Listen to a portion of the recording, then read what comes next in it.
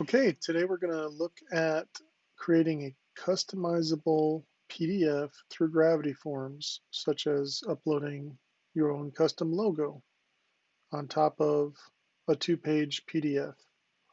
So here's a Gravity Forms form, and we're going to ask for certain information. We're going to specify the PDF template as an admin only field, and that allows us to pass it through to Zapier and make any updates we might need manually, instead of having to await some custom code updates or something like that, or even edit the Zap.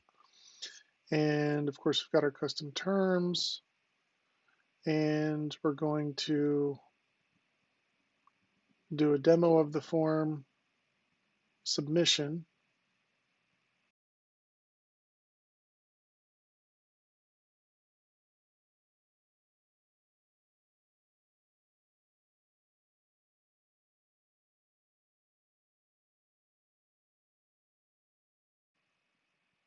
Submit the Gravity form, and thank you very much. Check your email. I gotta fix that styling on Contact Us, but so now we will look at how it works. There's this great service called PDFco, and it's got a lot of functionality, including Zapier. It's also got this PDF viewer to get the coordinates that you need to enter into your Zap. And notice the XY00. So as you hover over it, it moves around. And so, it doesn't have any guidelines, which I wish it did, but you click and set a bookmark. And in our case, we're going for a square, so it doesn't matter where the bottom right is, but we're looking for the width. So the width is going to be 200 minus 62 square. So we're not really needing the y coordinates too much, because it's just going to be, well, we need the top left, but it's just going to be 138 below that. So we set up our Zap. We get the submission from Gravity Forms entry date, and then we format it to year, month, day. It comes through from the server as UTC. We change it to Central Time. Then we create our file name, because we're going to reuse that a few times. And that comes from our generated entry date, and then the Gravity Forms organization name. And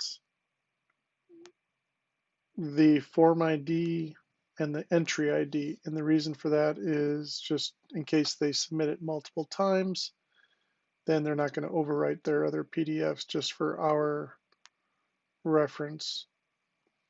Then we're going to send that information that they submit through to pdf.co.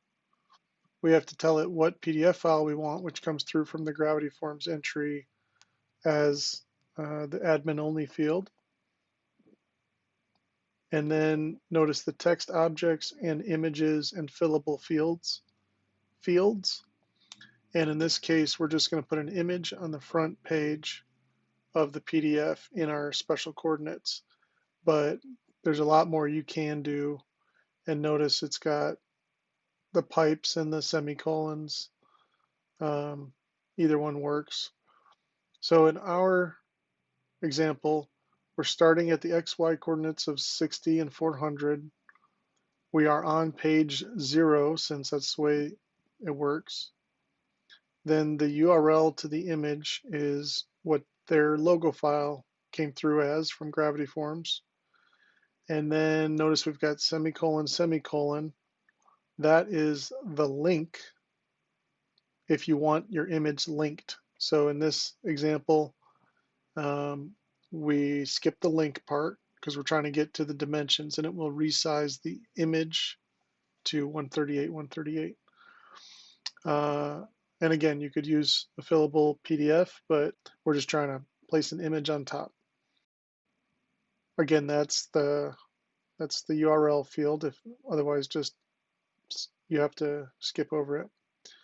The output PDF name is going to be the file name that we generated.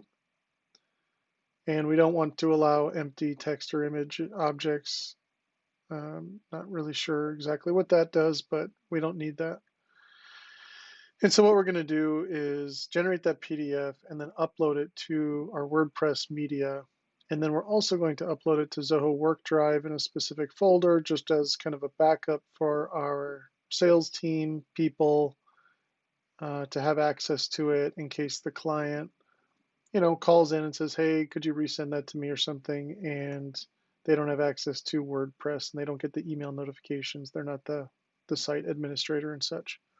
And then we're going to send the email from Zoho Mail. Now we got this submission that we, sent through a few minutes ago, and it came through just as expected. It's got my test image in there. It's got page 2. It's got the borders correctly, since this PDF is designed to be viewed online or emailed to someone, something like that. And notice the site owner got the email and the person that submitted the form got the email. And then when you click the link, this is, directly to the WordPress media file, and looks good there too. So pdf.co has a lot that it can do, and it's got a lot of documentation on what you can do through Zapier. Notice you can add text and images like we did today, but you can do so much more, converting and merging and removing pages and etc. It's very affordable, and it lets you buy credits either on a monthly plan or annually, and you can even just buy packs of credits, which in themselves are pretty affordable as well. So um, notice that the number of credits, in this case 100 that we're looking at right now, that 100 might go pretty quick, because you might think generating a single PDF like we just did costs 1 credit, but their credit system is very fine-grained. And when you submit to their API that you want to add or edit a PDF, that costs multiple credits. And then you want to look up the PDF file that was generated, costs a credit.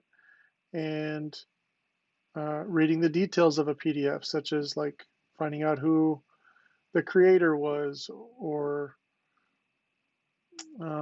converting it to another format or whatever. All these things cost different amounts of credits, and it's a credit per page. We used multiple credits, even though it was just putting an image on a single page. It counts for every page. And of course, Adobe's got its own thing going. Obviously, they're all about the PDF, and they've got creating forms and distributing forms, but it does not integrate with Zapier, and you have to have their software, and it's just a different workflow. It's not a bad choice, but we like Gravity Forms, we like Zapier, and um, this is working well and is very customizable. For any of these PDF upload modification type of jobs that you might have to build, that gets pretty detailed and nitty gritty and cumbersome sometimes. So having everything built in Gravity Forms, Zapier, and PDF.co works really well.